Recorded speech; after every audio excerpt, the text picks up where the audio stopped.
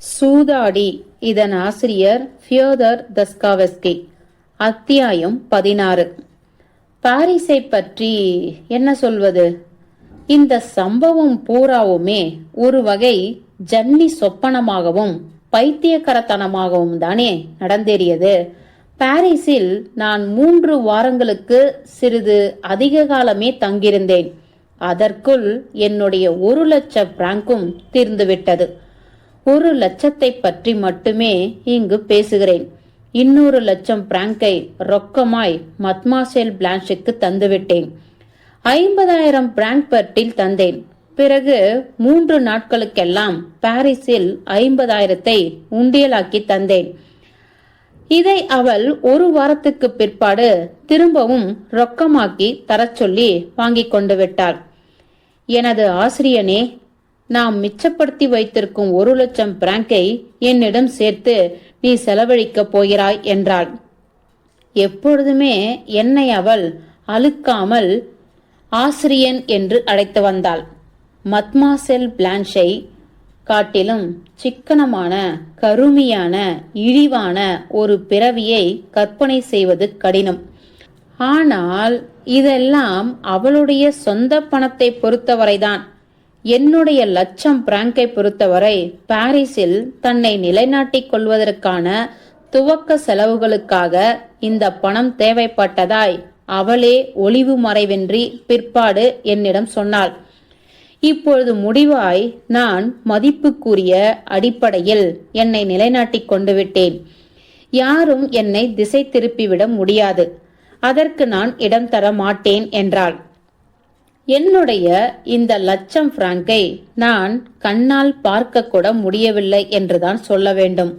ஆரம்பத்திலிருந்தே பணம் பூராவும் அவள் கையிலேதான் இருந்தது. என்னுடைய பர்ஸை நாள் தவறாமல் அவள் சோதனையிட்டு வந்தாள். ஒருபோதும் அதில் 100 பிராங்குக்கு மேல் இருக்காது. பல நேரங்களில் இதற்கும் குறைவாகவே இருக்கும். உனக்கு என்னத்துக்கு பணம் என்று சூதுவாது அறியாத பேதை போல முகத்தை வைத்துக்கொண்டு கேட்பாள். நான் அவளுடன் வாதம் புரிவதில்லை. ஆனால் தன்னுடைய குடியிருப்பை இந்த பணத்தை கொண்டு சொகுசாய் வசதி செய்து சிங்காரித்து கொண்டு விட்டாள். என்னை அழைத்துச் சென்று அறைகளை எல்லாம் சுற்றி காட்டிவிட்டு அற்ப தொகையானாலும் சிக்கனமாகவும் ரசனையோடும் செய்தால் என்னவெல்லாம் செய்யலாம் பார் என்று கூறினாள். அற்ப தொகை என்பதாய் அவள் குறிப்பிட்டது சரியாய் 50,000 பிராங்குக்கு வந்து நின்றது. இன்னொரு 50,000 கொண்டு ஒரு கோச் வண்டியும் குதிரைகளும் வாங்கினாள். இது அன்றி 2 நடன விருந்துக்கு அல்லது மாலை நேர வரவேற்புகள் அளித்தோம். இவற்றுக்கு ஹோர்டென்ஸ், லிசெட், கிளியோபட்ரா ஆகியோர் வந்தனர். பல விதத்திலும் சிறப்புமிக்க பெண்கள் இவர்கள். தோற்றத்திலும் சாதாரணமானவர்கள் அல்ல. இந்த 2 விருந்துகளிலும் நான் வரவேற்பாளனாய் அசட்டு பாத்திரம் ஏற்று ஆட வேண்டியிருந்தது. புதிய பணக்காரர்களாகிய படு முட்டாள்களான வர்த்தகர்களையும் சிறிது சகிக்க முடியாத அசடர்களும் வெட்கம் கெட்டவர்களும் ஆகிய பல்வேறு இராணுவ ஆபீசர்களையும் பரிதாபகரமான நூலாசிரியர்களையும் பத்திரிகை எத்தர்களையும் நான் வரவேற்று மகிழ்விக்க வேண்டியிருந்தது. நவீன பாணியிலான நீல் கோட்டுகளும் வெளிர் மஞ்சள் கை உறைகளும் அணிந்திருந்த இவர்கள் பீட்டர்ஸ்பர்க்கிலும் கூட காண்பதற்கரிய முறையில் மமதையும் வீராப்பும் கொண்டோராய் நடந்து கொண்டனர் என்றால் போதும். மேற்கொண்டு எதுவும் சொல்ல தேவையில்லை. என்னை அவர்கள் நையாண்டி செய்ய முற்பட்டனர். ஆனால் நான் ஷாம்பேனை நிறைய குடித்துவிட்டு ஒதுக்குப்புறமான ஒரு அறையில் போய் படுத்துவிட்டேன். ஏனெனில் எனக்கு இதெல்லாம் சகிக்க முடியாத வேதனையாய் இருந்தது. இவர் ஒரு ஆசிரியர் என்று பிளான்ஷ் என்னை பற்றி அவர்களிடம் சொன்னாள். 2,00,000 பிராங்க் ஜெயித்து விட்டார். ஆனால் நான் இல்லையேல் இந்த பணத்தை எப்படி செலவிடுவதென்று தெரியாத ஆள். பிறகு திரும்பவும் ஆசிரியராகி விடுவார். இவருக்கு எங்காவது வேலை காலியாயிருந்தா சொல்லுங்கள். இந்த ஆளுக்கு நாம் ஏதாவது செய்தாக வேண்டும். அடிக்கடி நான் சாம்பியன் குடிக்க ஆரம்பித்து விட்டேன். அநேகமாய் எந்நேரமும் எனக்கு அப்படி அலுப்பாகவும் வருத்தமாகவும் இருந்தது. முதலாளித்துவ மனப்பாங்கும் வாணிப நோக்கும் ஆட்சி புரிந்த ஒரு சூழலில் சல்லி காசும் எண்ணி கணக்கிடப்பட்டு பேரம் பேசப்பட்டு ஒரு நிலைமையில் நான் வசித்து வந்தேன். முதல் 2 வாரங்களுக்குள்ளாகவே நான் பிளான்ஷுக்கு பிடிக்காதவனாகிவிட்டேன் என்பது தெரிந்தது. எனக்கு அவள் ஆடம்பரமாய் உடைகள் அணிவித்து நாள்தோறும் தன் கையாலேயே டை கட்டிவிட்டு வந்தாள் என்றாலும் உள்ளுக்குள் என்னை வெறுத்தே வந்தாள். இதை பற்றி நான் சிறிதும் கவலைப்பட்டு கொள்ளவில்லை. சலிப்பும் சோர்வும் உற்றுவிட்ட நான் மலர் மாளிகைக்கு போக ஆரம்பித்தேன். ஒவ்வொரு மாலையிலையும் அங்கு குடித்துவிட்டு கான் நடனமாட கற்றுக்கொண்டேன். அங்கு இந்த நடனம் ஆபாசனமான முறையில் ஆடப்பட்டு வந்தது. இந்த நடனத்தை ஆடுவதில் நான் ஓரளவு பெயரும் பெற்றலானேன். முடிவில் பிளான்ஷ் என்னை ஒருவாறு புரிந்து கொள்ளலானாள். நாங்கள் இருவரும் சேர்ந்து வாழும் வரை காகிதமும் பென்சிலும் வைத்துக்கொண்டு எந்நேரமும் அவள் பின்னால் சென்று எவ்வளவு செலவிட்டிருக்கிறாள், எவ்வளவு களவாடி இருக்கிறாள், இனிமேல் எவ்வளவு செலவிடுவாள், எவ்வளவு களவாடுவாள் என்று கணக்கிட்டு கொண்டிருப்பேன் என்பதாய் இதுகாரும் அவள் என்னை பற்றி நினைத்திருந்தாள். ஆகவே ஒவ்வொரு 10 பிராங்க் குறித்தும் நிச்சயம் பெரிய ரகளை ஏற்படும் என்று அவள் எதிர்பார்த்து வந்தாள். என்னுடைய ஒவ்வொரு தாக்குதலுக்கும் தக்கபடி பதில் சொல்ல முன்கூட்டியே தயார் செய்து வைத்திருந்தாள். என் தரப்பிலிருந்து எந்த தாக்குதலும் வரவில்லை என்றாலும் முன்கூட்டியே அவள் தன்னை காத்துக்கொள்ளும் முறையில் வாதாட முற்பட்டாள். சில நேரங்களில் அவள் காரசாரமாய் வாதாட முற்பட்டும் கூட நான் வாய் திறவாமல் மேலும் நன்றாய் சாய்ந்து கொண்டு அசையாமல் மேலே பார்த்து கொண்டிருப்பதை கண்ணுற்றதும் வியப்புற்று விடுவாள். முதலில் அவள் நான் ஒன்றும் தெரியாத முட்டாள் ஆசிரியன் என்று நினைத்து தான் கூற வந்ததை கூறாமலேயே நிறுத்தி கொண்டு விட்டாள். ஒன்றும் தெரியாதவன் எதையும் புரிந்து கொள்ளாமல் இருந்து வருகிறவனிடம் பேசி சந்தேகங்களை கிளப்பிவிட வேண்டாம் என்பதாய் அவள் நினைத்திருக்க வேண்டும். இப்படி அறையை விட்டு வெளியே சென்றவள் 10 நிமிடத்தில் என்னிடம் திரும்பி வருவாள். அவள் அடாபிடியாய் செலவு செய்து வந்த காலத்தில், எங்கள் சக்திக்கும் மீறிய அடாவடி செலவுகளில் இறங்கிய காலத்தில், உதாரணமாய் தன் குதிரைகளை விற்றுவிட்டு 16,000 பிராங்க் கொடுத்து புதிய ஜோடி ஒன்றை வாங்கிய போது இப்படித்தான் நடைபெற்றது. பிபி, என் மீது உனக்கு கோபம் இல்லையே என்று என் அருகே வந்து கேட்டாள். இல்லையே, வேண்டாத கேள்வி எல்லாம் கேட்காதே என்று நான் அவளை கையால் தள்ளியவாறு கூறினேன். ஆனால் என்னுடைய பதில் அவளுக்கு விந்தையாய் தோன்றவே உடனே அவள் என் பக்கத்தில் உட்கார்ந்து கொண்டாள். நான் குதிரைகளுக்காக ஏன் இவ்வளவு பெருந்தொகை செலவிட தீர்மானித்தேன் என்று சொல்கிறேன் கேள். இம்மாதிரியான குதிரைகள் இந்த விலைக்கு இனி கிடைக்கப் போவதில்லை. மீண்டும் இவற்றை 20,000 பிராங்குக்கு விற்றுவிடலாம். அது சரிதான். அருமையான குதிரைகள், அற்புதமான கோச்சு குதிரைகளும் இருப்பது நல்லதுதானே. என்னாலும் இவை உபயோகமாக இருக்கும். இதை பற்றி நீ என்னிடம் பேச வேண்டாம், போதும். அப்படின்னா உனக்கு கோபம் இல்லை என்றா சொல்கிறாய்? கோபமா? எதற்காக? இதெல்லாம் நீ வாங்கி சேகரிப்பது நல்லதுதானே. இவை உனக்கு வேண்டியவைதானே. நீ உன்னை நல்லபடியாய் நிலைநாட்டிக் கொள்வது அவசியம் என்பது எனக்கு புரியாமல் போகவில்லையே.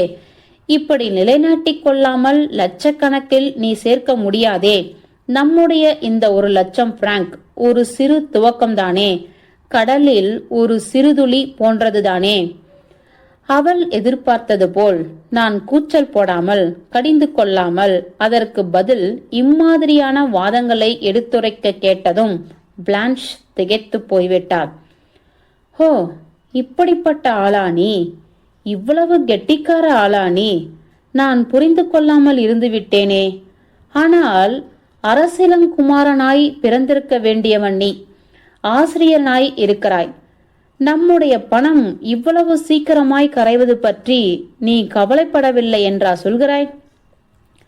அட எழவே, இது இன்னும் கூட சீக்கிரமாய் கரைய வேண்டும் என்றல்லவா விரும்புகிறேன். அப்படியா?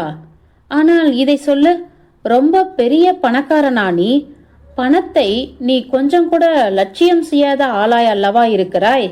இந்த பணம் எல்லாம் கரைந்து போன பிறகு என்ன செய்ய போகிறாய்? இது போனா என்னவா? ஹோம்பர்க்கு போய் இன்னொரு 1,00,000 பிராங்க் ஜெயித்து விட்டால் போகுது.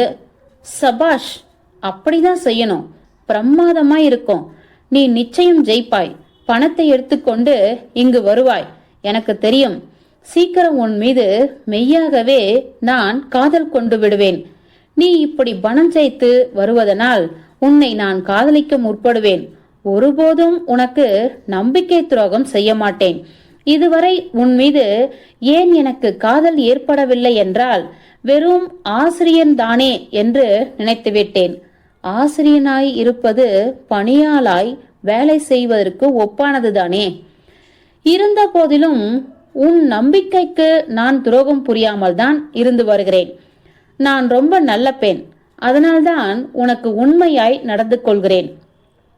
போதும், வேண்டாம் இந்த பொய்யும் புரட்டும்.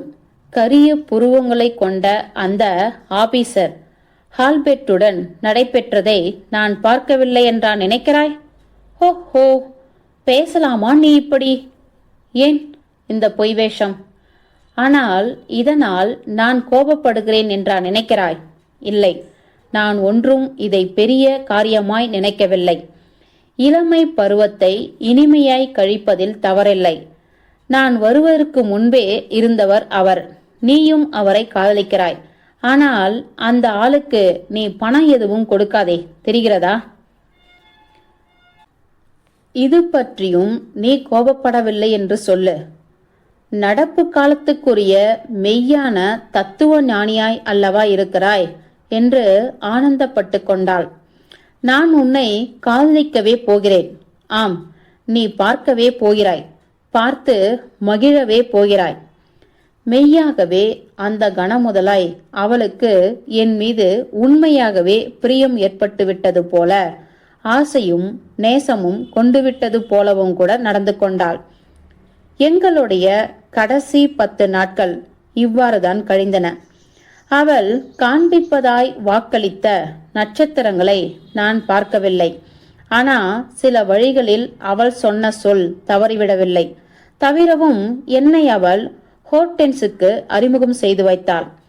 ஹோர்டென்ஸ் மிகவும் குறிப்பிடத்தக்கவள். எங்கள் வட்டாரத்தில் தத்துவ ஞானி தெரேசா என்பதாய் பெயரெடுத்தவள். ஆனால் இதை பற்றி மேலும் இங்கு விவரிக்க தேவையில்லை. இதை வேறொரு சாயலை கொண்டு ஒரு தனிக்கதை எழுத உபயோகித்துக் கொள்ளலாம். இந்த கதைக்கு அப்படிப்பட்ட ஒரு சாயலை அளிக்க நான் விரும்பவில்லை. இதெல்லாம் கூடிய சீக்கிரத்தில் முடிவுற வேண்டுமென்று உள்ளபூர்வமாய் நான் விரும்பினேன். ஆனால் நான் ஏற்கனவே சொன்னது போல எங்களுடைய 1,00,000 பிராங்கும் தீர்வதற்கு ஏறத்தாழ 1 மாதமாகிவிட்டது. எனக்கு இது மிகவும் வியப்பாகவே இருந்தது. 80,000 பிராங்குக்கு குறையாமல் பிளான்ஷ் தனக்கு பலவும் வாங்கிக் கொள்வதாக சொல்லவிட்டாள். எங்களுடைய அன்றாட செலவுகளுக்கு 20,000 பிராங்குக்கு மேல் ஆகவில்லை. முடிவு நெருங்கும் தருவாயில் பிளான்ஷ் ஒளிவு மறைவென்று என்னிடம் கூறினாள். அவள் பொய் பேசாத விஷயங்களும் சில இருந்தன. அவள் வாங்கும்படி நேரும் கடன்கள் யாவையும் என்னை பாதிக்காது என்று அறிவித்தாள். உன்னை நான் எந்த நோட்டிலுமோ பத்திரத்திலுமோ கையெழுத்து போடச் சொல்லி வாங்கி வைத்துக் கொள்ளவில்லை. ஏனென்றால் உன்னை பார்த்தால் எனக்கு பாவமாக இருக்கிறது என்றாள் அவள். வேறு ஒருத்தியாயிருந்தால் நிச்சயம் அம்மாதிரி செய்து உன்னை சிறைக்கு அனுப்பியிருப்பாள். நீ ஏப்பார், உன் மீது எனக்கு மெய்யான அபிமானம் இருக்கிறது. நான் எவ்வளவு நல்ல சுபாவம் உடையவளாய் இருக்கிறேன். இந்த சனியன் பிடித்த திருமணம் எனக்கு பெரும் செலவுக்கு வழி வைத்து விடும் போல் இருக்கிறதே. மெய்யாகவே நாங்கள் ஒரு திருமணம் நடத்தினோம். நாங்கள் சேர்ந்து வாழ்ந்த அந்த மாதத்தின் இறுதியில் அது நடைபெற்றது. என் பணத்தில் எஞ்சிருந்தது இதன் பொருட்டே செலவாயிற்று. எங்களுடைய கூத்துக்கு, அதாவது நாங்கள் சேர்ந்திருந்த அந்த மாதத்துக்கு இது இறுதி நிகழாய் அமைந்தது. இதன் பின் நான் அரங்கத்திலிருந்து இறுதியாய் விலகிக் கொண்டேன். அது எவ்வாறு நடந்தேறியது? பாரிஸில் நாங்கள் குடியமைத்து 1 வாரமானதும் ஜெனரல் வந்து சேர்ந்தார். நேரே அவர் பிளான்ஷிடம் வந்துவிட்டார். எங்கோ ஒரு சிறு இருப்பிடத்தை அவர் வாடகைக்கு எடுத்துக்கொண்டார் என்றாலும் கூட, முதல் முறை எங்களுடைய குடியிருப்புக்கு வருகை தந்த பின் அநேகமாய் எங்களுடன் நிரந்தரமாகவே தங்கிவிட்டார். பிளான்ஷ் குதூகலமாய் சிரித்து கொக்கரித்து கொண்டு ஆனந்தமாய் அவரை வரவேற்றாள். ஓடிச் சென்று அவருடைய அரவணைப்பிலே அடைக்கலமானாள் என்றும் கூட சொல்லலாம். முடிவில் அவள்தான் அவரை எங்கும் போகவிடாமல் தன்னுடன் வைத்துக் கொண்டாள். சோலை வீதிகளில் நடக்கையிலையும், கோச்சில் செல்கையிலையும், நாடகத்துக்கு போகையிலையும், ஏனையோர் வீடுகளுக்கு போய் வருகையிலையும், எப்பொழுதும் எல்லா இடங்களுக்கும் அவர் அவளை பின்தொடர்ந்து செல்ல வேண்டியதாயிற்று. இம்மாதிரியான காரியங்களுக்கு ஜெனரல் இப்பொழுது மிகவும் பொருத்தமானவராகவே இருந்தார். எடுப்பான தோற்றத்துடன், மதிப்புக்கு உரியவராய், நல்ல உயரமும், சாயம் பூசிய மீசையும் கிருதாவும் உடையவராய், கொஞ்சம் ஊதி பருத்திருந்தாலும் பார்வைக்கு கம்பீரமான முகம் படைத்தவராய் இருந்தார். அவருடைய பாவனைகள் குற்றம் குறையற்றவனாய் இருந்தன. அவரது நீல்கோட்டு அவருக்கு அமைச்சலாய் இருந்தது. பாரிஸில் அவர் தமது பட்ட பதக்கங்களை அணிந்து கொள்ள ஆரம்பித்திருந்தார்.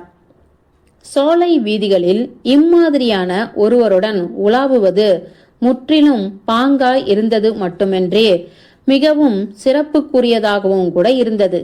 இனிய சுபாவமுடைய அசட்டு ஜெனரலுக்கு இவை யாவும் மிக்க மகிழ்ச்சி அளித்து வந்தன. பாரிஸ் வந்து சேர்ந்தபோது அவர் இவற்றை சிறிதும் எதிர்பார்க்கவே இல்லை. பிளான்ஷ் தன்னை பார்த்து கூச்சலிடுவாள், விரட்டி அடித்து விடுவாள் என்று நினைத்து நடுங்கிக் கொண்டுதான் அப்பொழுது இங்கு வந்து இறங்கினார். ஆகவே விவகாரங்கள் எதிர்பாராத முறையில் இப்படி திசை மாறியதும் அவர் அளவிலா களிப்படைந்தார். இந்த அசட்டுத்தனமான ஆனந்த நிலையிலும் 1 மாதம் முழுதும் இருந்து வந்தார். இந்த நிலையில்தான் நான் அவரை விட்டு பிரிந்து வந்தேன். எதிர்பாராத முறையில் நாங்கள் ரூலெட் பர்க்கை விட்டு கிளம்பி வந்த பின் என்ன நடைபெற்றது என்பது பற்றி பிற்பாடுதான் பாரிஸில் முழு விவரங்களையும் நான் தெரிந்து கொண்டேன். நாங்கள் புறப்பட்டு வந்த அதே காலையில் ஜெனரல் அதிர்ச்சியடைந்து மயங்கி விழுந்துவிட்டார்.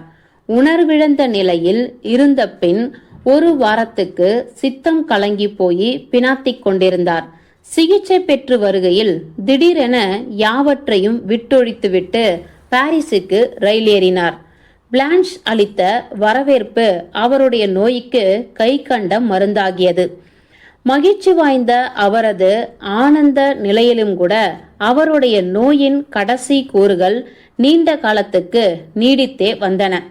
இப்பொழுது அவரால் விவாதங்களில் பங்கெடுத்து கொள்ளவோ எந்த முக்கிய உரையாடலிலும் கலந்து கொள்ளவோ முடியவில்லை. இம்மாதிரியான சந்தர்ப்பங்களில் வார்த்தைக்கு வார்த்தை என்று சொல்லி தலையை ஆட்டிக்கொண்டிருந்தார். அடிக்கடி சிரித்து வந்தார். அவருடைய சிரிப்பு ஒரு வகை பிணி கொண்டதாகவே ஒலித்தது.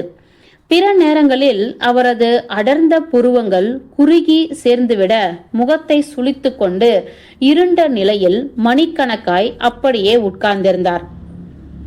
பலவும் அவர் நினைவை விட்டு மறைந்துவிட்டன. ஞாபக மறதி மிதமிஞ்சியதாகிவிட்டது. தமக்கு தாமே பேசிக்கொள்ள முற்பட்டு விட்டார். பிளான்ஷ் ஒருத்தியால் தான் அவருக்கு உற்சாகமூட்ட முடிந்தது. சோர்வுற்று புருவத்தை நெறித்து கொண்டு மூளையிலேயே அவர் ஒடுங்கிவிடும் அந்த நிலை உண்மையில் நீண்ட நேரமாய் பிளான்ஷை பார்க்கவில்லை. அல்லது தன்னை விட்டு பிரிந்து அவள் எங்கோ சென்று விட்டாள், அல்லது போகும் முன் தன்னை கண்டு கொள்ள தவறிவிட்டாள் என்பதன் வெளிப்பாடே அன்றி வேறு ஒன்றும் இல்லை. இப்படிப்பட்ட இருண்ட நிலையில் இருக்கையில் அவர் தமக்கு என்ன வேண்டும் என்பதை கூட அறியாதவராய் தாம் சோர்வுற்று இருப்பதை கூட உணராதவராய் ஆகிவிடுவது வழக்கம். இவ்வாறு 1 அல்லது 2 மணி நேரம் உட்கார்ந்திருந்த பின் திடுக்கிட்டு திடுமென எழுந்து தாம் தேடி எடுக்க வேண்டிய எதையோ நினைத்து கொண்டவரை போல அவசரமாய் அங்கும் இங்கும் சென்று சுற்றிலும் பார்ப்பார். பிளான்ஷ் நாள் முழுவதும் தலை காட்டாமல் எங்கேயாவது போய்விடும்போது அநேகமாய் அல்பர்ட்டிடம்தான் இருக்கும்போது 2 தரம் இப்படி நேரக் கண்டேன். ஆனால் யாரையும் காண முடியாமல் போனதும் தாம் கேட்க விரும்பியது என்னவென்று இன்னும் நினைவுக்கு வராமலே மீண்டும் மெய்மறந்த நிலையிலேயே மூழ்கிவிடுவார். இறுதியில் பிளான்ஷ் எடுப்பாய் ஆடைகளை அணிந்து குதூகலமாய் மணி நாதமிட்டு சிரித்து கொண்டு வேடிக்கையும் விளையாட்டும் மிக்கவளாய் திரும்பி வந்ததும்தான் அவருடைய இந்த நிலைக்கு முடிவு ஏற்படும். நேரே அவள் அவரிடம் ஓடி அவரை தட்டி கொடுப்பாள். சில சமயம் அவரை முத்தமிடமும் செய்வாள். ஆனால் இது அடிக்கடி நிகழ்வதில்லை. ஒரு தரம் ஜெனரல் அவளை பார்த்ததும் உண்டான மகிழ்ச்சியில் கண்ணீர் வடித்து அழுதே விட்டாள். எனக்கு ஆச்சரியம் தாங்க முடியவில்லை. ஜெனரல் எங்களிடம் வந்து சேர்ந்ததும் பிளான்ஷ் எனக்கு எதிராய் அவரை ஆதரித்து வாதாட முற்பட்டாள். என்றும் இல்லாதபடி சொற்பெருக்கு ஆற்றத் தொடங்கினாள். ஜெனரலை மணந்து கொள்வதாய் வாக்களித்திருந்தவள், நிச்சயமே செய்யப்பட்டிருந்தவள், எனக்காக வேண்டி அவரை ஏமாற்றிவிட்டு ஓடி வந்ததாய் கூறினாள். தனக்காக ஜெனரல் தமது குடும்பத்தையே துறந்தவர் என்பதை எனக்கு நினைவுபடுத்தினாள். முடிவில் நான் ஜெனரலிடம் வேலை செய்தவன். அதை நான் உணர்ந்து செயல்பட வேண்டும். மெய்யாக நான் வெட்கப்பட வேண்டும் என்றெல்லாம் பொழிந்து சென்றாள். நான் பதில் சொல்லாமல் தான் இருந்தேன். ஆனால் அவள் முடிவின்றி பேசி செல்லவே இறுதியில் பொறுக்க முடியாமல் சிரித்துவிட்டேன். அத்துடன் இந்த விவகாரம் முடிவடைந்தது. அதாவது அவள் நான் ஒரு முட்டாள் என்று எண்ணத் தொடங்கி முடிவில் நான் இதமான குணமுடையவன், அருமையானவன் என்று கருதலானாள். சுருங்க சொல்வதெனில் சிறப்புக்குரிய இந்நங்கையின் முழு அங்கீகாரமும் பாராட்டும் பெரும் பாக்கியம் முடிவில் எனக்கு கிட்டிற்று. உண்மையில் பிளான்ஷ் அவளுக்குரிய முறையில் மிகவும் நல்ல சுபாவம் படைத்த பெண்தான். ஆரம்பத்தில் நான் அவளுடைய சில நல்ல இயல்புகளை கவனிக்க தவறிவிட்டேன். எங்களுடைய 1 மாதத்தின் இறுதி கட்டத்தில் அவள் நீ கெட்டிக்காரன், நற்குணம் படைத்தவன் என்று பாராட்டினாள். ஆம், இவ்வளவு பெரிய அசடாயிருப்பது வருந்தத்தக்கதே. உன்னால் ஒருபோதும் செல்வம் திரட்ட முடியப்போவது இல்லை, ஒருபோதும் உன்னால் முடியாது என்றாள். மெய்யான ருஷ்யர் கல்மிக்கே ஆவார் என்று அவள் அடிக்கடி என்னை ஜெனரலை அழைத்துச் சென்று உலாவும்படி அனுப்பினாள். தனது செல்ல நாயை உலாவ அழைத்துச் செல்லும்படி பணியாளை அனுப்புவது போல என்னை அனுப்பினாள்.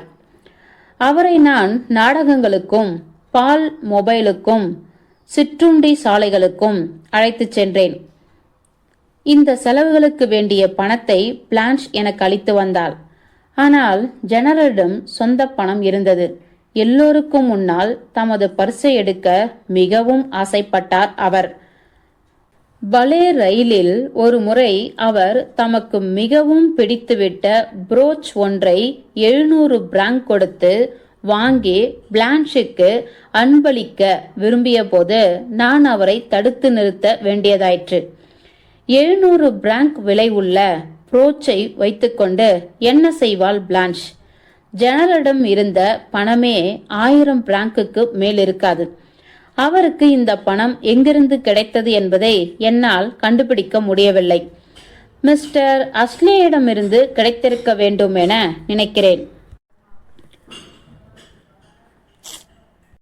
அவருடைய ஹோட்டல் பில்லை கட்டியது மிஸ்டர் அஸ்லே தானே?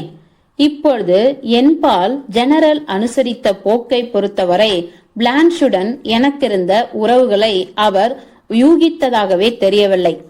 நான் ஒரு பெருந்தொகை ஜெயித்தேன் என்று அவர் அரைகுறையாய் கேள்விப்பட்டிருந்தார் என்றாலும் பிளான்ஷுக்கு நான் ஒரு வகை செயலாளனாய் அல்லது வேலைக்காரனாகவும் கூட இருந்ததாகவே அவர் கருதியிருக்க வேண்டும். முன்பு போலவே பெரிய மனித தோரணையில்தான் உயர்நிலையில் இருப்பவர் அடிநிலையில் உள்ளவரிடம் எப்படி பேச வேண்டுமோ அம்மாதிரிதான் இப்பொழுதும் அவர் என்னிடம் பேசி வந்தார். ஏன், சில சமயங்களில் அவர் என்னை திட்டுவதற்கும் தயங்கவில்லை. ஒரு நாள் காலை உணவின் போது பிளான்ஷையும் என்னையும் அவர் வியந்து மகிழ செய்துவிட்டார். எளிதில் கோபம் அடைகிறவர் அல்ல என்றாலும் கூட அப்பொழுது திடீரென என் மீது கோபம் கொண்டு எரிந்து விழத் தொடங்கினார். என்ன காரணமோ இது நாள் வரை எனக்கு புரியவே இல்லை. அவருக்கு கூட புரிந்திருக்காது என்றே நினைக்கிறேன். சுருக்கமாய் சொல்வதெனில், தொடக்கமோ முடிவோ இல்லாமல் எவ்விதமான தொடர்புமின்றி ஆவேசமாய் பேச முற்பட்டு நான் துடுக்குத்தனமான ஒரு சிறு பயல். எனக்கு அவர் சரியானபடி பாடம் கற்பித்து என்னை சரி செய்து நிலைமையை புரிந்து கொள்ள செய்தாக வேண்டும் என்றெல்லாம் கூச்சலிட்டார். யாருக்கும் எதுவும் புரியவில்லை. பிளான்ஸ் விழுந்து விழுந்து சிரிக்க ஆரம்பித்து விட்டாள். முடிவில் ஒரு நாள் நாங்கள் அவரை சமாதானப்படுத்தி வெளியே உலாவ அழைத்துச் சென்றோம். அடிக்கடி நான் கவனித்து வந்தேன். யாருக்காகவோ எதற்காகவோ வருந்துகிறவரை போல சோகமாய் இருப்பார். அறையிலேயே பிளான்ஸ் இருக்கும் போது கூட யாருடைய பிரிவையோ நினைத்து ஏங்குவரை போல தோன்றுவார். இம்மாதிரியான தருணங்களில் அவர் தமது மனத்துயரை எனக்கு சொல்ல இரண்டொரு முறை முயன்றது உண்டு. ஆனால் எதையும் அவரால் புரியும்படி சொல்ல முடியவில்லை. அவருடைய சிந்தனைகள் தொடர்பின்றி அவரது இராணுவ சேவை காலத்துக்கு காலஞ்சென்ற அவரது மனைவிக்கும் சொந்த விவகாரங்களுக்கும் அவரது பண்ணைக்குமாய் அலைவுற்ற வண்ணமிருந்தன. அவர் மனதுக்கு பிடித்தமான ஏதாவது ஒரு சொல் தவறிப்போய் அவர் நினைவுக்கு வந்துவிடும். அவருடைய சிந்தனைகளையோ உணர்ச்சிகளையோ அச்சொல் எவ்வகையிலும் வெளியிடுவதாய் இருக்காவிட்டாலும் அன்று முழுதும் திரும்ப திரும்ப 100 தடவை அதை சொல்லிக்கொண்டே இருப்பார். அவருடைய குழந்தைகளை பற்றி அவருடன் நான் பேச முயன்று பார்த்தேன். ஆனால் வழக்கமான அவருடைய பழைய முறையில் இடைமறித்து கூவி என்னை பேச விடாது தடுத்து பிறகு விரைவில் பேச்சை மாற்றிவிடுவார். ஆமாம், குழந்தைகள் குழந்தைகள், நீர் சொல்வது சரிதான். குழந்தைகள். ஒரே ஒரு தரம் உணர்ச்சி வயப்பட்டவராய் தம் குழந்தைகளை பற்றி குறிப்பிட்டார். நாங்கள் அவரை நாடகத்துக்கு அழைத்து சென்றிருந்த போது இது நடைபெற்றது. பாவம் குழந்தைகள் என்று திடுமென அங்காளாய்ப்புடன் கூறினார். ஆம், பரிதாபத்துக்குரியவர்கள், பாவம் குழந்தைகள் என்னும் இத்தொடரை திருப்பி திருப்பி கூறிக்கொண்டிருந்தார். ஒரு சந்தர்ப்பத்தில் நான் பலினாவை பற்றி குறிப்பிட நேர்ந்ததும் அவருக்கு ஒரே அடியாய் ஆத்திரம் வந்துவிட்டது. அவள் நன்றி கெட்டவள் என்று இறைந்தார்.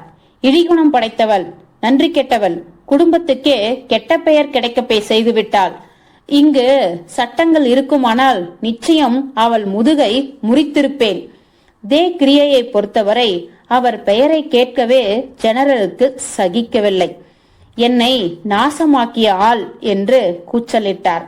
என்னை சூறையாடி விட்டார். தோலை உரித்து சென்று விட்டார். கடந்த 2 ஆண்டுகளாய் எனக்கு சிம்ம சொப்பனமாய் இருந்து வந்த ஆள். பல மாதங்களுக்கு என் கனவுகளில் என்னை வாட்டி வதைத்த மனிதன். அந்த ஆளை பற்றி என்னிடம் பேசாதே. அவரும் பிளான்ஷும் ஒரு வகை உடன்பாட்டுக்கு வந்ததை நான் கண்ணுற்றேன். ஆனால் வழக்கம் போல் வாய் திறக்காமல் மௌனமாகவே இருந்தேன். பிளான்ஸ் தான் முதலில் இதை பற்றி எனக்கு அறிவித்தாள். நாங்கள் பிரிவதற்கு 1 வாரம் முன்னதாய் இது நடைபெற்றது. அவருக்கு நல்ல காலம் பிறக்கப் போகிறது என்று அவள் கொக்கரித்தாள். பாட்டிக்கு மெய்யாகவே இப்பொழுது உடம்பு சரியாயில்லையாம்.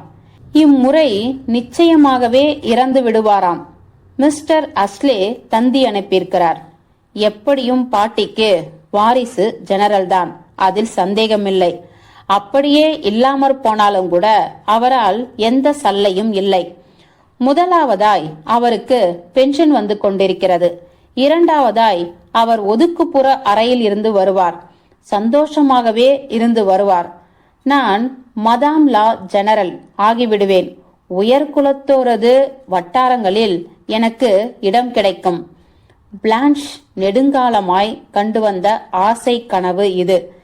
பிறகு நான் ருஷ்ய நிலப்பிரபுத்துவ சீமாட்டியாகி பண்ணை மாளிகையும் பண்ணை ஆட்களும் உடையவளாகி விடுவேன். இவ்விதம் விரைவில் லட்சமாய் சேர்த்து கொண்டு விடுவேன். நீ அவருக்கு துரோகம் செய்வதாய் சந்தேகம் கொண்டு உன்னை கண்காணிக்க தொடங்கினாரானால் என்ன செய்வாய்?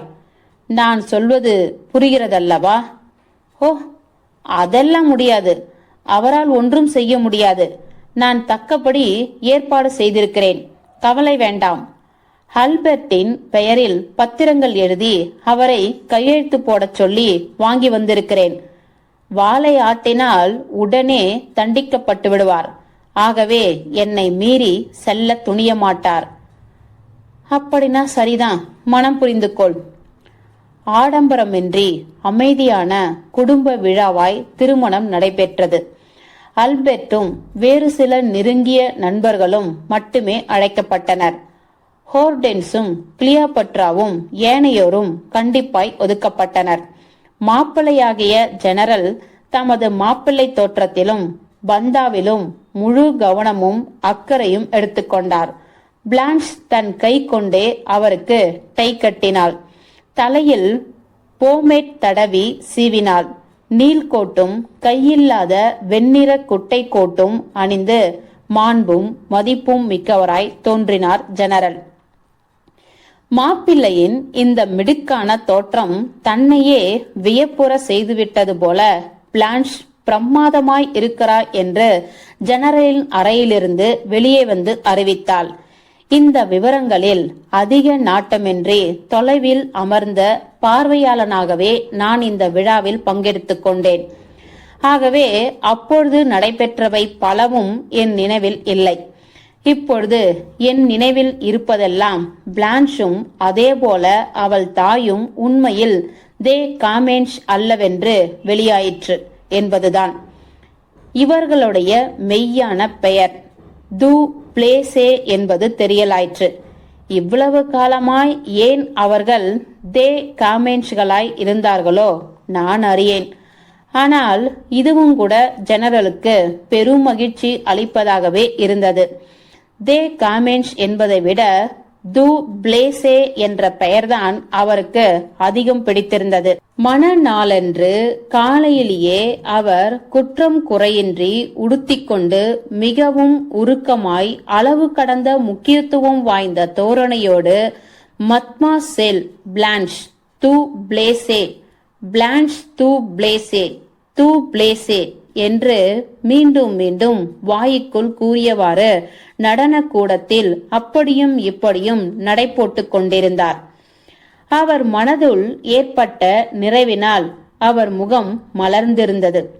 மாதா கோயிலிலும் மேயர் அலுவலகத்திலும் வீடு திரும்பிய பின் விருந்து மேஜையிலும் அவர் மகிழ்ச்சியும் நிறைவும் மட்டுமின்றி மெய்யாகவே பெருமிதமும் கொண்டவராய் காட்சியளித்தார்.